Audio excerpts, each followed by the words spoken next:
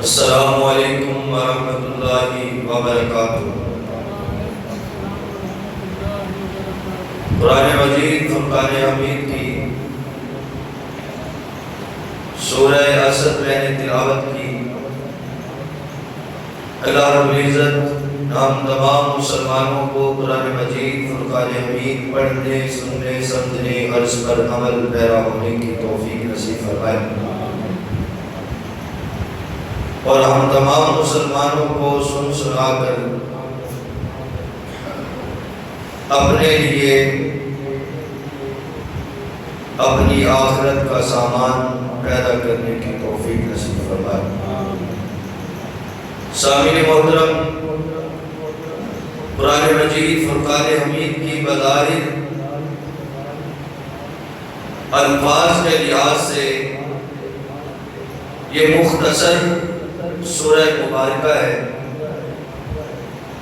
لیکن مفہوم کے اعتبار سے اگر ساری زندگی انسان اس کی تفسیر کرتا رہے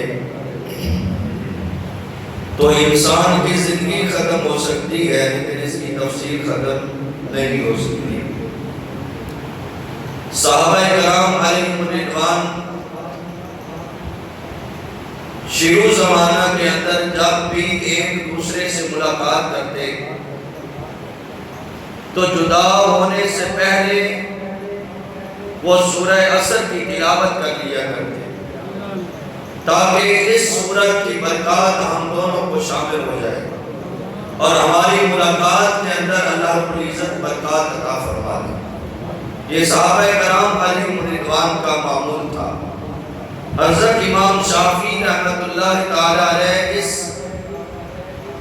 سورہ مبارکہ کے بارے میں ارشاد فرماتی ہیں کہ اگر اللہ تعالی قرآن مجید فرقان حمید کی کوئی اور سورت نازل نہ کرتا تو یہ ایک سورت ہی انسان کی رہنمائی کے لیے کافی تھی کہ انسان اگر اس ایک سورت پہ عمل کر لے، سورہ اسد میں، تو حضرت امام شافعی فرماتے ہیں کہ اللہ تعالیٰ اگر قرآن باقی نازل نہ بھی فرماتا تو انسان کی رہنمائی کے لیے سورہ اسد ہی کافی تھی۔ اس سورہ کی میں نے تلاوت کی جس کے شروع میں اللہ رب العزت کی ارشاد فرماتا ہے والعصر، قسم ہے محبوب مجھے زمانے کی، ان الانسان لفی خسر، کہ انسان خسارے میں ہے، انسان گھاٹے میں ہے۔ پہلے تو یہ دیکھیں کہ اللہ رب العزت وحدہ لا شریک ذات ہے، وہ پاک ذات ہے، خالق کائنات جل مجدہ الکریم، رب کائنات ہونے کے باوجود ارشاد فرما رہا ہے والعصر، محبوب مجھے قسم ہے زمانہ خاص کی، یا یوں ارشاد فرماتے ہیں رب محبوب مجھے قسم ہے تیرے زمانے کی کہ انسان خسارے میں ہے۔ رب نے اپنے محبوب کے زمانے کی قسم اٹھائی کہ محبوب مجھے قسم ہے تیرے مقدس زمانے کی کہ یہ انسان خسارے کے اندر ہے۔ زمانے محبوب کی رب نے قسم اس لیے اٹھائی کہ زمانے محبوب کی ہر چیز ہی نرالی ہے۔ جس زمانے کو نسبت میرے مصطفیٰ سے ہو گئی وہ زمانہ نرالا ہو گیا، بلکہ کائنات کی ساری کائنات میرے محبوب کی ہے اور ہر زمانہ میرے مصطفیٰ کا ہے۔ یہ زمین و زمان، یہ آسمان، یہ مکین و مکان، جو کچھ بھی ہے یہ سارے کا سارا میرے مصطفیٰ کا ہی ہے۔ تو رب نے فرمایا محبوب تیرے زمانے کی قسم انسان خسارے میں ہے۔ ایک بندہ بازار میں کھڑا روٹیاں بیچ رہا ہے، وہ کہہ رہا ہے لوگوں تازہ روٹی 1 روپے کی اور کل والی روٹی 2 روپے کی۔ لوگوں نے حیران ہو کے پوچھا عجیب شخص ہے کہ تازہ روٹی مہنگی ہوتی ہے، باسی روٹی سستی ہوتی ہے، اور تو کہہ رہے لوگوں تازہ روٹی 1 روپے کی اور کل والی روٹی 2 روپے کی، جن کی نظر ذات مصطفیٰ پہ ہوتی ہے، جن کی نظر نگاہ مصطفیٰ پہ ہوتی ہے، زلف مصطفیٰ پہ ہوتی ہے، ان کی ہر ادائی نرالی ہوتی ہے۔ بزرگ کہنے لگے لوگوں میں اس لیے باسی روٹی مہنگی بیچ رہا ہوں کیونکہ اس روٹی کی نسبت محبوب سے 1 دن پہلے کی ہو گئی ہے، یہ محبوب کے در سے 1 دن پہلے جڑ گئی ہے۔ اگر شمار کیا جائے تو تازی روٹی 1 دن بعد میں بنی ہے، یہ باسی روٹی محبوب کے زمانے سے 1 دن پہلے بن گئی ہے، تو اس لیے اس روٹی کی قیمت زیادہ ہے۔ تو رب نے فرمایا والعصر، محبوب تیرے زمانے خاص کی قسم، ان الانسان لفی خسر، کہ یہ انسان کانٹے کے اندر ہے۔ سامعین محترم، وہ کسی نے کہا تھا ہم نے قطرہ دیکھا نہ کبھی دریا پہ غور کیا، ہم نے قطرہ دیکھا نہ کبھی دریا پہ غور کیا، بس جہاں تیری جھلک نظر آئی وہیں پہ ڈوب گئے۔ کہ یا رسول اللہ جہاں آپ کی جھلک نظر آئی ہم نے نہ سمندر کو دیکھا، نہ قطرے کو دیکھا، نہ دریا کو دیکھا، بس جہاں آپ کی خوشبو نظر آئی، جہاں آپ کی جھلک نظر آئی ہم تو وہیں پہ ڈوب گئے۔ سامعین محترم، یہ کس چیز کا خسارہ ہے؟ انسان تو اپنے آپ کو گھاٹے میں سمجھتا ہی نہیں، انسان کہتا ہے میرے پاس تو سب کچھ ہے، میں تو خسارے میں ہوں نہیں، اور رب کہتا ہے محبوب تیرے زمانے کی قسم یہ انسان خسارے کے اندر ہے۔ تو یہ کس چیز کا خسارہ ہے؟ اور کیا سارے کے سارے خسارے میں ہیں؟ اللہ فرماتا ہے نہیں، 4 عمل کرنے والے لوگ کامیاب ہیں، باقی سارے کے سارے خسارے میں ہیں۔ جنہوں نے 4 عمل کر لیے تو 4 عمل کرنے والے لوگ خسارے میں نہیں رہتے، اللہ رب العزت انہیں کامیابی عطا فرما دیتے ہیں۔ وہ کون سے کام؟ اللہ فرماتا ہے اِلَّا الَّذِينَ آمَنُوا، پہلا کام کہ جو ایمان والے ہیں، وَعَمِلُوا الصَّالِحَاتِ، ایمان کے بعد انہوں نے نیک عمل کیے، اور اس کے بعد وَتَوَاصَوْا بِالْحَقِّ وَتَوَاصَوْا بِالصَّبْرِ، اور حق کی وصیت کرتے رہے، اور پھر صبر کا دامن انہوں نے اپنے ہاتھ سے تھامے رکھا۔ اللہ نے فرمایا یہ 4 لوگ ہیں ان کو رب کامیابی عطا فرما دیتا ہے، اور باقی سارے کے سارے لوگ خسارے کے اندر ہیں۔ سامعین محترم، آج خسارہ کس چیز کا ہے؟ دراصل آج خسارہ انسانیت کا ہے، آج خسارہ انسانیت کا ہے۔ انسان کہتا ہے میں خسارے میں نہیں، میرے پاس گاڑی بھی ہے، میرے پاس گھر بھی ہے، میرے پاس دولت بھی ہے، میرے پاس حسن بھی ہے، میرے پاس جوانی بھی ہے، سب کچھ میرے پاس ہے، میں خسارے میں کیسا ہوا؟ تو اللہ کی طرف سے یہ آواز آتی ہے بندے تو خسارے میں اس لیے ہے کہ تیرے اندر سے انسانیت ختم ہو چکی ہے۔ انسانیت کا خسارہ ہے۔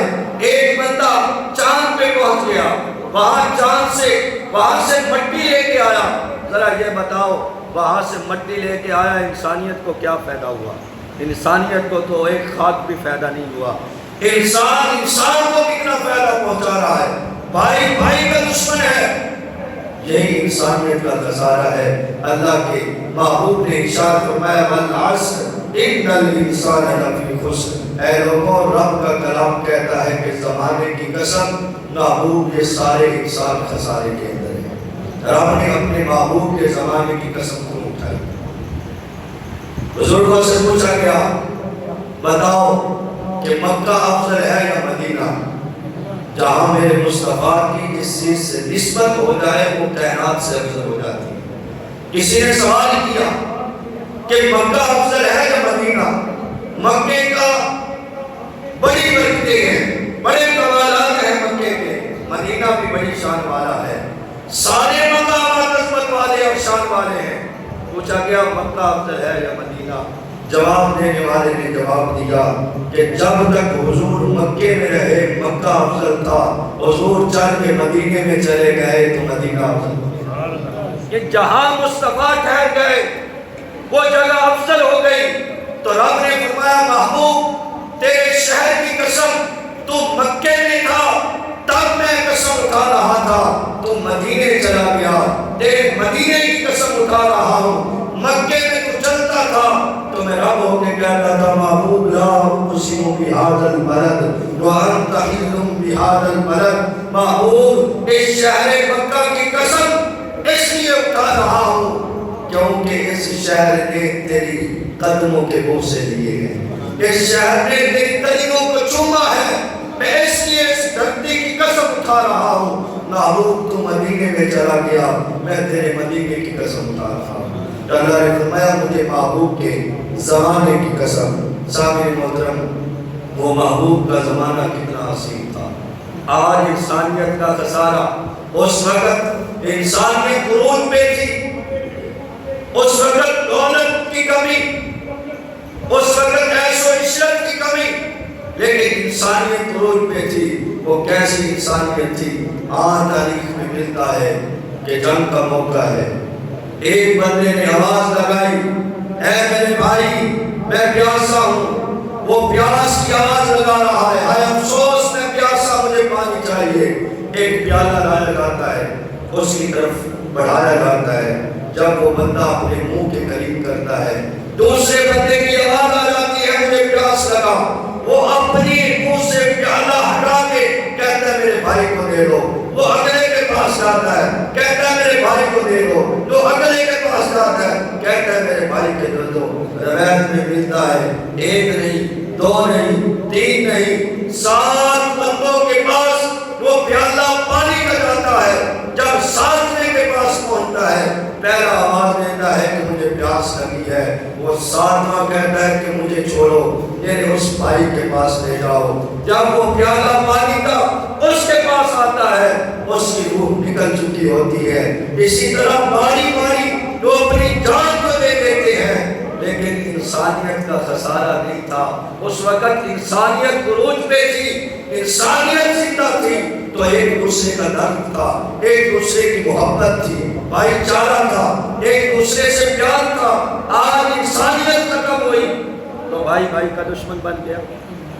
آج انسانیت ختم ہوئی تو ہم ایک دوسرے کی پکڑی اور اچھالنے کی کوشش، آج انسانیت ختم ہوئی ایک دوسرے کی عزت سے کھیلنے کی کوشش، آج انسانیت ختم ہوئی بڑا چھوٹے کا حیا نہیں کر، عزت نہیں کر رہا، شفقت نہیں کر رہا، چھوٹا بڑے کا حیا نہیں کر رہا۔ آج بیٹا باپ کو کہہ رہا ہے مجھے پتا نہیں، اور باپ بیٹے پہ ظلم کر رہا ہے۔ آج ساری کی ساری انسانیت خسارے میں جا چکی ہے۔ اللہ نے فرمایا محبوب مجھے تیرے زمانے کی قسم یہ سارے کے سارے انسان خسارے میں۔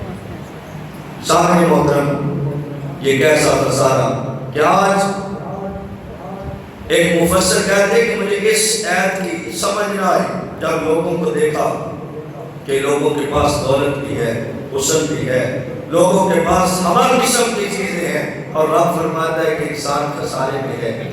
مجھے سمجھ نہ آئی کہ یہ خسارہ کس چیز کا ہے، لیکن کہتے ہیں جب میں بازار میں گیا ایک بندہ برف اپنے پھٹے پہ رکھ کر وہ اعلان کر رہا ہے اے لوگوں مجھ پہ رحم کھاؤ، مجھ سے برف خرید لو، اگر تم نے برف نہ خریدی تو مجھے منافع تو نہیں آنا، میرا اصلی زر بھی مر جائے گا۔ جو میں نے پیسے لگائے ہیں اس برف پر وہ برف کے لگائے ہوئے پیسے میں ڈوب جائیں گے، لوگوں مجھ سے برف خرید لو ورنہ میں گھاٹے میں چلا جاؤں گا۔ بزرگ کہتے ہیں اس دن پھر مجھے پتا چلا کہ آپ نے فرمایا انسان خسارے میں ہے کہ یہ انسان کا ایک ایک سانس اس برف کی طرف پگھل رہا ہے، ایک ایک سانس انسان کا نکل رہا ہے۔ انسان کہتا ہے میں بڑا ہو رہا ہوں، ہر سال سالگرہ منائی جاتی ہے، خوشیاں منائی جاتی ہیں، کیا ہوا جی میں 1 سال بڑا ہو گیا ہوں، لیکن نہ تو 1 سال بڑا نہیں ہوا، تو 1 سال چھوٹا ہو گیا ہے۔ تیری زندگی کا 1 سال کم ہو گیا ہے، تیری زندگی کا 1 سال گھٹ گیا ہے، بڑا نہیں ہے، تو اس موت کی طرف بڑھتا جا رہا ہے، زندگی پیچھے چھوڑتا جا رہا ہے۔ سامعین محترم، کبھی آپ کسی ٹریفک کی جگہ پہ کھڑے ہو کہ جہاں اشارے لگے ہوتے ہیں تو الٹا اشارہ چلتا ہے، 60 سے نیچے کی طرف آتا ہے، یہ اسی طرح کٹتا ہوا آ رہا ہے۔ انسان کی زندگی بھی اسی طرح وہ 60 سے شروع ہوتی ہے، 1 2 3 4، اور جب بندہ 30 سال کا ہو جاتا ہے، انسان کہتا ہے میں 30 سال بڑا ہو گیا ہوں، آواز آتی ہے ندا انسان، تو کہتا ہے میں 30 سال بڑا ہو گیا ہوں، تیری زندگی سے 30 سال کم ہو گئے، تو بڑا نہیں ہوا، تو چھوٹا ہو چکا ہے۔ 60 سال زندگی ہے انسان کی، 50 سال پہنچ چکا ہے، وہ کہتا ہے میں بہت بڑا ہو گیا ہوں، آواز آتی ہے بڑا نہیں ہوا، تو بالکل چھوٹا رہ گیا ہے، تیری زندگی کے 10 سال باقی ہیں، تو بڑا نہیں ہوا، تو چھوٹا ہو گیا ہے۔ تو سامعین محترم، یہ ہے خسارہ کہ انسان کی زندگی کا خسارہ ہے، اعمال کا خسارہ ہے، انسانیت کا خسارہ ہے۔ یہ ساری چیزیں کوئی ماننے کے لیے تیار نہیں۔ ایک مفسر ہے، وہ لکھتے ہیں کہ آج ہر انسان خوبی بھی ہے، اور اللہ نے ہر انسان کے اندر کوئی نہ کوئی ایسی کمی رکھی ہے جو انسان کہتا ہے میں خسارے میں ہوں۔ وہ کیسی کمی ہے کہ ہر طرح کا ایک بندے کے پاس حسن ہے، حسن ہونے کے باوجود اس کے پاس وہ جو حسن کے ساتھ جوانی ہونی چاہیے تھی، وہ جوانی برقرار نہیں، وہ صحت اس کے پاس نہیں، حسن اس کے پاس ہے۔ ایک انسان ایسا ہے کہ اس کے پاس اس چاند کو لگا لے، چاند کے پاس روشنی ہے، کوئی نہ کوئی اس کے پاس کمی ہے۔ اسی طرح بچہ ہے، وہ کہتا ہے کہ میرے پاس معصومیت تو ضرور ہے، لیکن وہ جوانی والی طاقت، وہ قوت، وہ ہمت موجود نہیں۔ جوان سے پوچھا جائے، وہ کہتا ہے میرے پاس قوت تو ہے، لیکن وہ بڑوں والا تجربہ میرے پاس نہیں ہے۔ جب اس بابے سے پوچھا جائے اب تو بتا تیرے پاس کیا ہے، تو کہتا ہے میرے پاس تجربہ تو ہے، لیکن وہ قوت، وہ طاقت جو جوانی والی ہے، وہ جوانی والی طاقت میرے پاس نہیں ہے۔ تو اللہ تعالیٰ فرماتا ہے کہ انسان لفی خسر، اے انسان تو گھاٹے میں ہے۔ محبوب تیرے زمانے کی قسم کہ انسان سارا کا سارا خسارے کے اندر ہے۔ بچے گا کون؟ اِلَّا الَّذِينَ آمَنُوا، کہ جو ایمان والا ہو گیا، جس سے ایمان لانے کے بعد دوسرا عمل وَعَمِلُوا الصَّالِحَاتِ، جس نے نیک عمل کر لیا، ایمان بھی لایا، ایمان کی لذت کو بھی چکھا، اور اس کے بعد پھر کیا کیا؟ وَعَمِلُوا الصَّالِحَاتِ، پھر نیک اعمال کیے۔ ایمان کیا ہے؟ ایمان کی حلاوت کیا ہے؟ ایمان کی چاشنی کیا ہے؟ سامعین محترم، کریم آقا علیہ السلام کے پیارے غلام حضرت حارثہ رضی اللہ تعالی عنہ، آپ سے میرے کریم آقا علیہ السلام کی صبح سویرے ملاقات ہوئی۔ صبح کا وقت کیا خوش نصیب وہ نگاہیں تھی جو صبح اٹھتے تھے تو چہرہ مصطفیٰ کو دیکھتے تھے۔ ان کی نگاہوں پہ قربان کہ ان کی پہلی نگاہ چہرہ مصطفیٰ پہ پڑتی، وہ کتنے خوش نصیب لوگ تھے۔ حضرت حارثہ جاتے ہیں اور آگے سے میرے مصطفیٰ آ جاتے ہیں، چہرہ مصطفیٰ پہ نظر پڑتی ہے، مسکراتے ہیں۔ میرے محبوب نے فرمایا حارثہ بتا تو نے صبح کس حالت میں کی؟ تو نے صبح کس حالت میں کی؟ اب دیکھیں کہ ہر بندہ اپنے آپ کو صاحب ایمان کہتا ہے کہ میں تو بہت بڑا ایماندار ہوں، میں تو بہت بڑا مومن ہوں۔ حضور کے صحابی ہیں، حضور پوچھے ہیں حارثہ بتا صبح تو نے کس حالت میں کی ہے؟ آج کی یا رسول اللہ صلی اللہ علیہ وسلم میں نے صبح حالت ایمان میں کی ہے۔ صحابی رسول تھے، دلیل لینے کی ضرورت نہیں تھی۔ میرے مصطفیٰ نے فرمایا اے حارثہ تیری ایماندار ہونے کی علامت کیا ہے؟ تیری پہچان کیا ہے؟ تو نے کیسے پہچانا کہ میں نے حالت ایمان میں صبح کی ہے؟ دیکھو حضور پوچھ رہے ہیں کہ بتا تیرے ایمان کی پہچان کیا ہے؟ آج ہمارے ایمان کی پہچان کیا ہے؟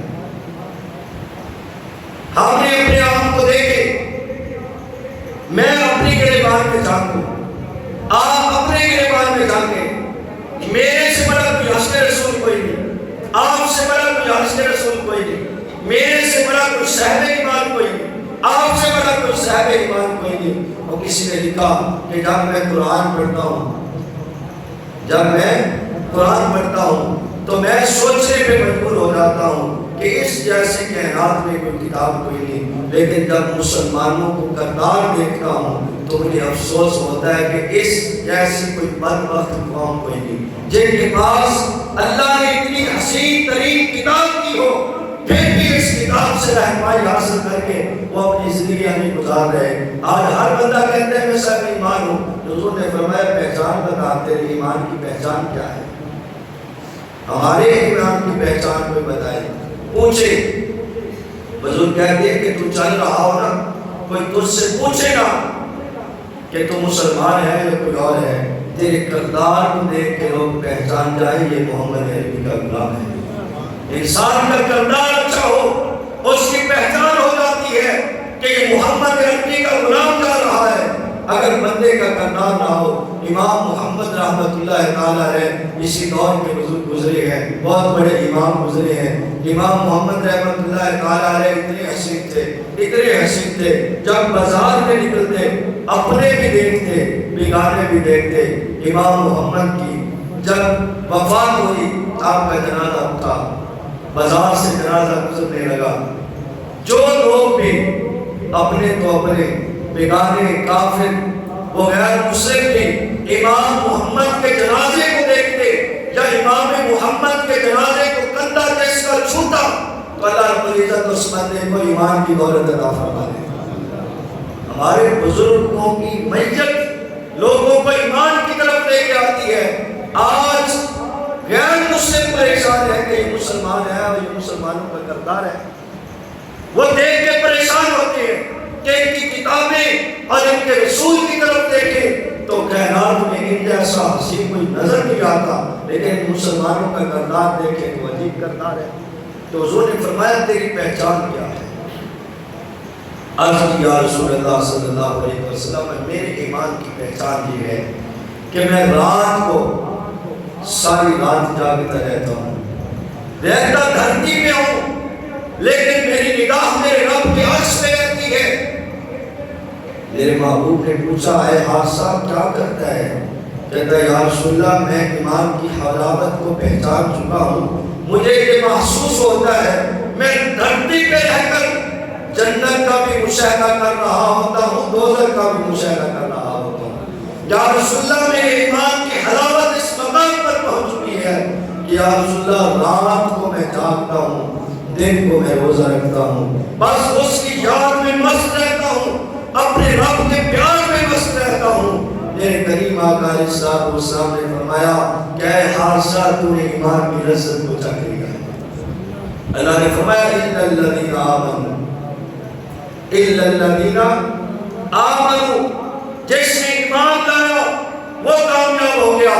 میرے کریم آقا علیہ السلام قبرستان کے قریب سے گزرے، حضور علیہ السلام نے سلام کیا قبر والوں کو، کہا السلام علیکم، اے قبر والوں تجھے سلام ہو، اور پھر فرمایا انشاءاللہ اگر رب نے چاہا تو ہم بھی تمہارے ساتھ ملنے والے ہیں۔ پھر میرے محبوب کی ٹھنڈی سانس نکلی، میرے محبوب ارشاد فرماتے ہیں صحابہ میرا دل بڑا کرتا ہے، میری بڑی تمنا ہے کہ میں اپنے بھائیوں سے ملاقات کروں۔ یہ جملہ سنیں اور اس کو دل میں جگہ دیں کہ ہماری قدر محبوب کی نگاہ میں کیا ہے، ہم محبوب کی نگاہ میں کتنے قدر والے ہیں۔ ہم نے اپنی قدر کو ضائع کر دیا، محبوب کی نگاہ میں ہم کتنے پیارے تھے، اور آج ہماری حالات کیا ہے۔ صحابہ میں بیٹھ کر میرے محبوب فرماتے ہیں صحابہ میری تمنا ہے کہ میں اپنے بھائیوں سے ملوں، اپنے بھائیوں سے ملاقات کروں۔ صحابہ نے عرض کی یا رسول اللہ ہم نہیں آپ کے بھائی؟ میرے محبوب نے فرمایا صحابہ تم تو میرے اصحاب ہو، تم تو میرے دوست ہو، میں اپنے بھائیوں سے ملنا چاہتا ہوں۔ میرے کریم آقا علیہ السلام نے ارشاد جب یہ فرمایا کہ بھائیوں سے ملنا چاہتا ہوں، صحابہ نے پوچھا کہ یا رسول اللہ وہ آپ کے بھائی کون ہیں؟ وہ آپ کے بھائی کون ہیں جن سے آپ ملنا چاہتے ہو؟ تمنا ہے میرے مصطفیٰ کی، اور حضور فرماتے ہیں میرا دل ہے، میری تمنا ہے کہ میں حوض پر اپنے ان بھائیوں کا استقبال کروں، حوض پر، حوض کوثر پر میں ان کا استقبال کروں۔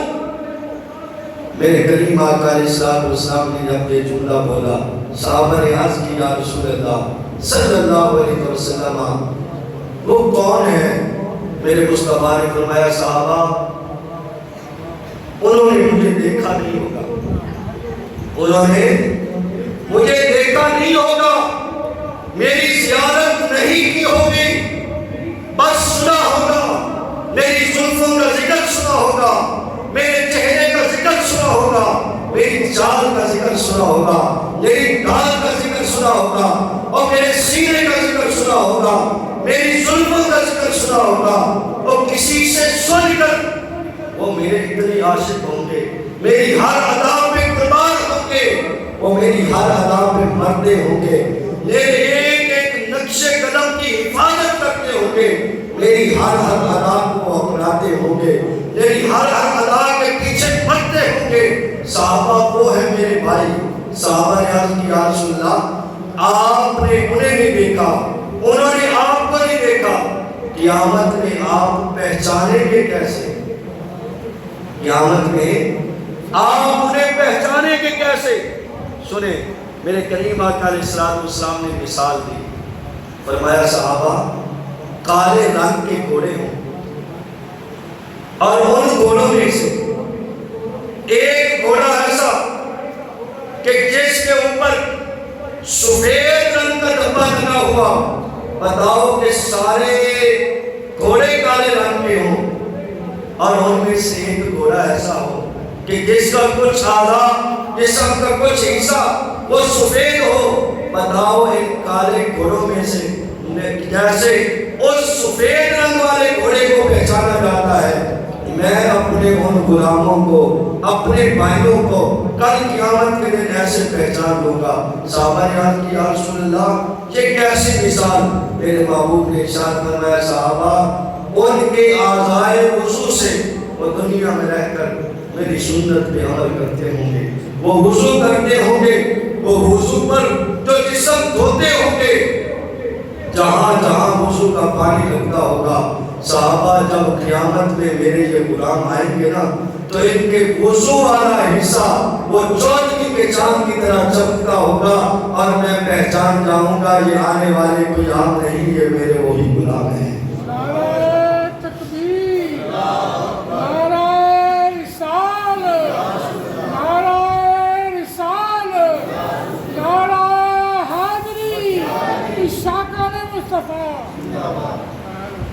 تو کریم آقا علیہ السلام کے پیارے غلاموں عمل، سب سے پہلا کامیابی کا راز کیا ہے؟ عمل۔ ایمان کے بعد ہے عمل۔ ایمان نہیں تو جتنے مرضی عمل کیے جائیں، ہاں بعض عمل ایسے ہیں جو ایمان کا سبب بنتے ہیں، یعنی بعض عمل ایسے ہیں جو ایمان کا سبب بن جاتے ہیں، لیکن ایمان کے بغیر عمل قیامت میں کسی کام نہیں آئے گا۔ کتنے بڑے بڑے خیر خواہ انسانیت کے اگر ان کے دلوں میں ایمان نہیں تو قیامت میں اس میں ان کا کوئی حصہ نہیں۔ اگر ایمان ہے دل میں تو پھر جتنے عمل کیے جائیں وہ عمل قبول ہے۔ ہاں کبھی کبھار ایسا ہوتا ہے کہ بندہ نیک عمل کرتا رہے، نیک عمل کرتا رہے، وہ عمل ایک نہ ایک دن ایمان کا سبب بن جاتا ہے۔ جیسے میرے کریم آقا علیہ السلام کی بارگاہ میں صحابی رسول حاضر ہوئی، عرض کی یا رسول اللہ صلی اللہ علیہ وسلم میں نے زمانہ جہالت میں ایک کام کیا ہے، میں آپ سے عرض کرنا چاہتا ہوں کیا رب مجھے اس کام کا اجر بھی دے گا؟ میرے مصطفیٰ نے فرمایا بتاؤ کون سا عمل کیا ہے؟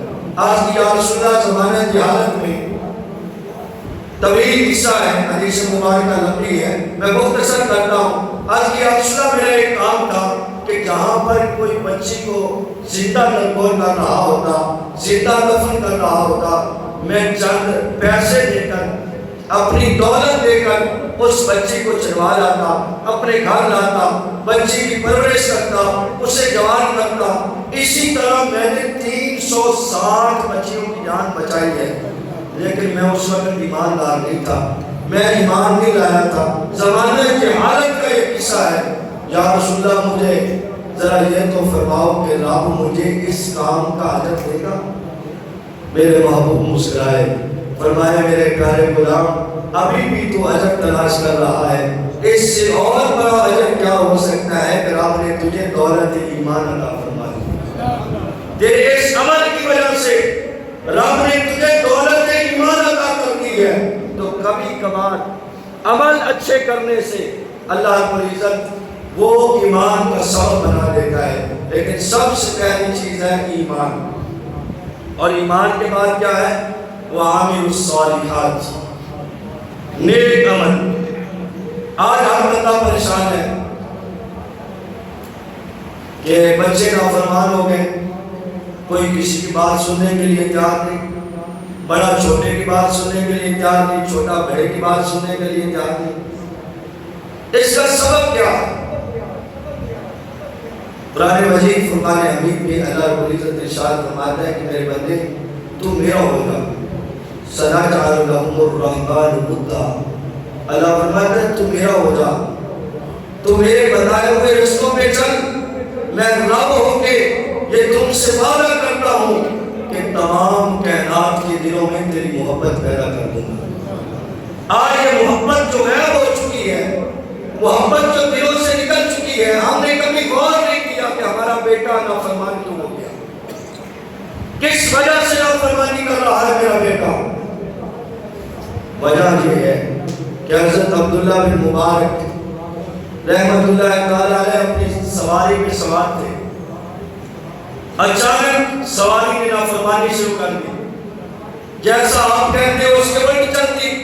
آپ سواری سے اترے، اتر کر 2 رکعت نفل پڑھے، نفل پڑھنے کے بعد اللہ کی بارگاہ میں توبہ کی، رونے لگے۔ ساتھیوں نے پوچھا یا حضور یہ کون سا آپ نے عمل کیا اور کس وجہ سے کیا؟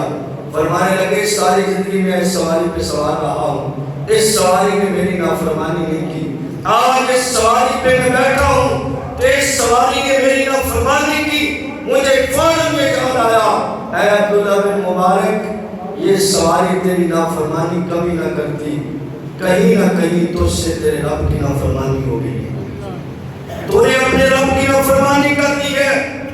جب تو اپنے رب کی نافرمانی شروع کر دے تو پھر کائنات تیری نافرمان ہو جاتی ہے، اور جب تو اپنے رب کا فرما بردار بن جائے تو پھر یہ ساری کائنات تیری فرما بردار بن جاتی ہے۔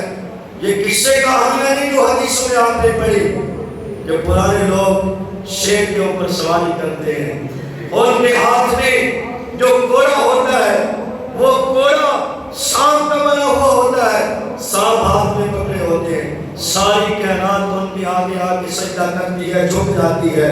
وجہ کیا ہے کہ جو اپنے رب کے سامنے جھک جاتا ہے پھر رب ساری کائنات کو اس کے سامنے جھکا دیتا ہے۔ وجہ یہ ہے کہ ہم نے رب کی نافرمانی شروع کی ہے، اور اس نافرمانی کے سبب نتیجہ کیا نکلا؟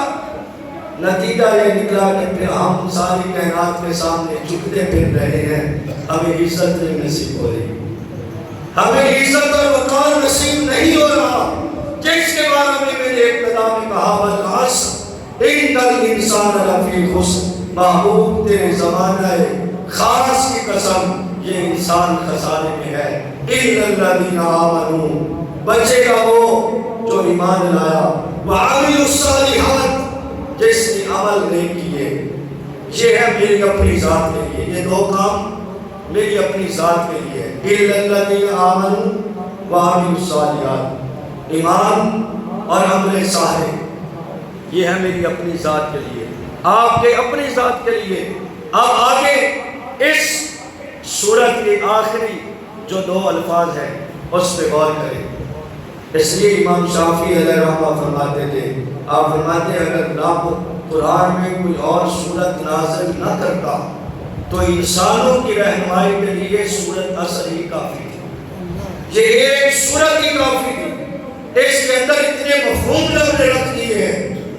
سامنے محترم آگے اللہ کو عزت ارشاد فرمایا وَتَوَاصَوْا بِالْحَقِّ، یہ امر بالمعروف و نہی عن المنکر، یہ آگے انسان کا فریضہ، عمل میں نے اچھے کر دیے میں صاحب ایمان ہو گیا، یہ میری اپنی ذات کا فائدہ ہے، میں نے اس معاشرے کو فائدہ کیا دیا ہے، یہ قرآن کا سلوک بھی ہے اور یہ شریعت مصطفیٰ کا سلوک بھی ہے۔ یہ عجیب سا نعرہ جو آپ سنتے ہیں نا، اور بھائی ہر بندے نے اپنی قبر میں جانا ہے، بندے کو اپنے آپ کو سیدھا ہونا چاہیے، تو اپنی قبر کی فکر کر، جیڑا جتھے لگیا رہتا۔ یہ سخت ترین جملے انسانیت کو گمراہ کرنے والے۔ اگر یہ مسئلہ ہوتا نا تو نبیوں کو آرے کے اندر چیرا دیا ہے۔ اگر یہ مسئلہ ہوتا جو جتھے لگیا رہ دو، پھر نبیوں کو آرے میں چیرا کیوں کیا؟ لوگوں کے جسم کے دو ٹکڑے کیوں کیے گئے؟ وہ جلتے ہوئے تیل میں لوگوں کو کیوں پھینکا گیا؟ اگر یہ مسئلہ ہوتا جتھے کوئی لگیا رہ دو۔ یہ شیطان کی چال ہے۔ شیطان انسان کو گمراہ کرتا ہے کہ جتھے کوئی لگے نا۔ اس امت کی خصوصیت ہے جو رب نے قرآن میں ذکر کی ہے، کنتم خیر امہ۔ اللہ نے فرمایا یہ امت بہترین امت ہے۔ اس کی پہچان کیا ہے؟ کنتم خیر امہ اخرجت للناس تأمرون بالمعروف وتنہون عن المنکر۔ یہ نیکی کی دعوت دیتے ہیں، برائی سے روکتے ہیں۔ یہ اس امت کی پہچان ہے۔ سنیے حدیث مبارکہ، پھر اگر آپ کسی بات پہ عمل کرنا چاہیں جو جتھے لگیا رہ دو، تو پھر آپ کی مرضی ہے۔ سنیے حدیث مبارکہ، میرے کریم آقا علیہ السلام کی حدیث مبارکہ ہے۔ ایک قوم نے اللہ کی نافرمانی کی، اللہ تعالیٰ نے فرشتوں کو بھیجا، فرشتوں لاؤ اس قوم کو آسمان تک اٹھاؤ، اس پوری بستی کو آسمان تک اٹھاؤ اور اٹھا کر زمین میں پلٹ دو۔ فرشتے حیران ہوئے، عرض کی میرے مالک اس بستی میں ایک ایسا بندہ بھی ہے، اب غور کرنا ان جملوں پر، اس بستی میں تیرا ایک ایسا بندہ بھی ہے جس نے آنکھ جھپکنے تک، جتنی آنکھ جھپکنے کی دیر لگتی ہے نا، یعنی ایک لمحہ لگتا ہے، ایک لمحہ بھی تیری نافرمانی نہیں کی ہے۔ اس بستی میں وہ بندہ موجود ہے جس نے ایک لمحہ بھی تیری نافرمانی نہیں کی، ساری زندگی تیری فرما برداری میں گزار دی ہے۔ میرے مالک اس بندے کو بھی آسمان تک لے جایا جائے اور پھر پلٹا دیا جائے دھرتی پر۔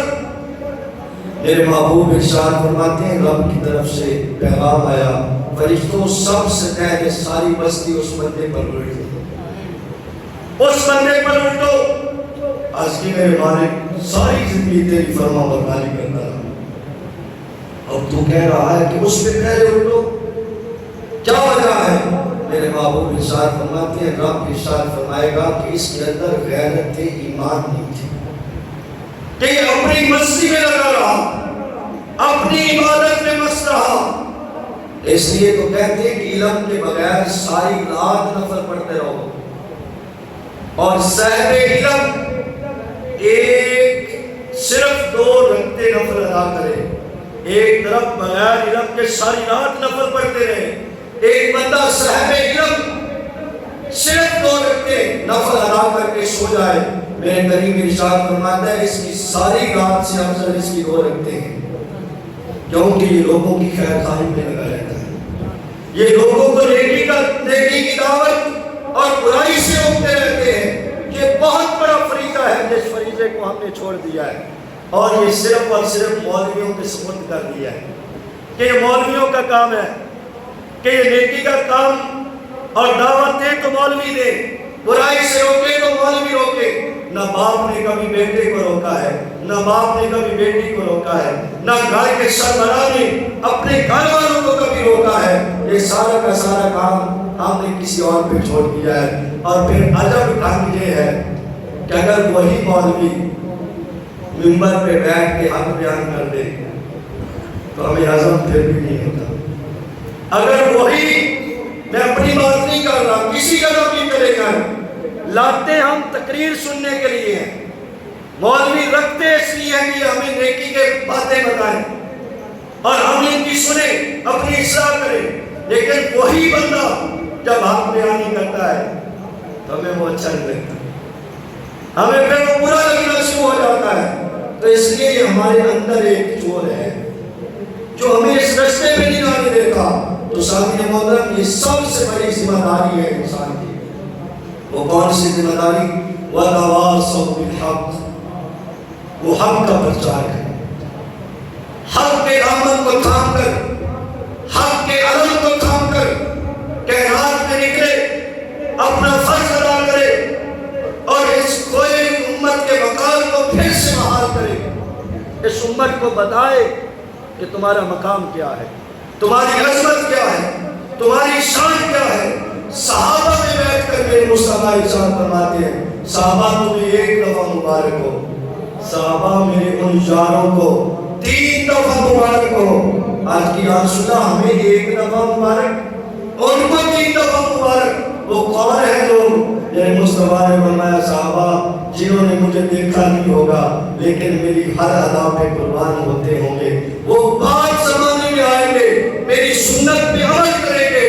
صحابہ تم نے مجھے دیکھا ہے، تمہیں ایک دفعہ مبارک ہو، میرے ان غلاموں کو 3 دفعہ مبارک ہو۔ ہماری تو یہ شان تھی۔ میرے محبوب نے سامنے محترم حدیث مبارکہ سے تعبیر ہے، تو ٹائم میں نے ابھی دیکھا ہے، تو میں جو بات کر رہا ہوں وَتَوَاصَوْا بِالْحَقِّ وَتَوَاصَوْا بِالصَّبْرِ، حق کا پرچار کرے اور پھر صبر کا دامن تھامے رکھے۔ یہ صبر کتنا ضروری ہے، اس لیے رب نے ترتیب کے ساتھ رکھا ہے کہ جب تو حق پہ چلے گا تو پھر تمہیں صبر کرنا پڑے گا۔ حق پہ چلنے والے کا کوئی دوست نہیں ہوتا۔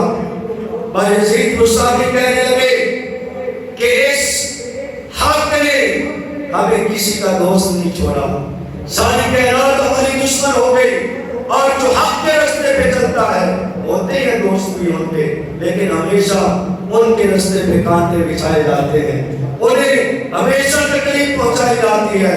جناب موسیٰ علیہ السلام نے آپ کی بارگاہ میں عرض کی، میرے مولا میں چاہتا ہوں میرے بندے یہ لوگ جو ہیں سارے کے سارے میرا نام خیر کے ساتھ لیں، یہ اچھے نام لیں، میرے ساتھ بھلائی کریں۔ تو میرے رب نے آگے سے فرمایا موسیٰ لوگوں نے تو ساروں نے مجھے نہیں مانا، تجھے کیسے مانیں گے؟ یہ سارے لوگ تو مجھے نہیں مانتے، تو پھر انسان ہے، تجھے کیسے مانیں گے؟ تو اس لیے رب نے فرمایا وَتَوَاصَوْا بِالْحَقِّ وَتَوَاصَوْا بِالصَّبْرِ، حق کی پرچار کرو اور حق کی وصیت کرو۔ آخری جملہ دینے لگا ہوں، حق کی وصیت کیا ہے؟ یہاں وصیت کے مفہوم میں مفسرین نے لکھا ہے کہ کون سی وصیت پہ عمل کیا جائے گا اور کون کی وصیت پر عمل نہیں کیا جائے گا۔ آج ہم وصیت کر جاتے ہیں، اکثر والدین جاتے ہوئے وصیت کر جاتے ہیں کہ میری وصیت ہے کہ میرے فلاں بیٹے کو سارا کچھ دے دیا جائے، دوسرے کو محروم کر دیا جائے، بیٹی کو کچھ نہ دیا جائے، بیٹوں کو سارا کچھ دیا جائے۔ یہ ذہن میں رکھیں، معصیت کی وصیت کا بھی قبول نہیں ہوتی۔ شریعت میں ایسی وصیت پہ عمل نہیں کیا جائے گا جو گناہ والی وصیت ہو، وہ وصیت عمل کے قابل ہی نہیں۔ مثال کے طور پر ایک بندہ کہہ دیتا ہے کہ میرا سارا مال اٹھا کے مسجد میں دے دینا جب میں مر جاؤں، شریعت کہتی ہے نا، اسے حق ہی نہیں ہے کہ اپنا سارا مال اٹھا کے مسجد میں دے دے۔ شریعت کیا کہتی ہے؟ شریعت کہتی ہے تیسرا حصہ اس کی وصیت پہ عمل کرو، بس باقی مال کیا ہے؟ باقی اس کے کفن دفن کا اہتمام کرنے کے بعد، اس کا قرض اتارنے کے بعد تیسرا حصہ تم اس کی وصیت پہ عمل کر سکتے ہو، سارا مال اس کا مسجد میں نہیں دے سکتے۔ اس نے وصیت ہی غلط کی ہے۔ اور آج اگر باپ وصیت کر جائے میں اپنے فلاں میرا بڑا بیٹا میرا فرما بردار ہے، اس کو میں ساری دولت دے کے چلا ہوں، باقی کسی کو نہ دی جائے، تو شریعت کہتی ہے اس نے وصیت ہی غلط کی ہے، اس کی وصیت پہ عمل بولو نا، اس کی وصیت پہ عمل نہیں کیا جائے گا۔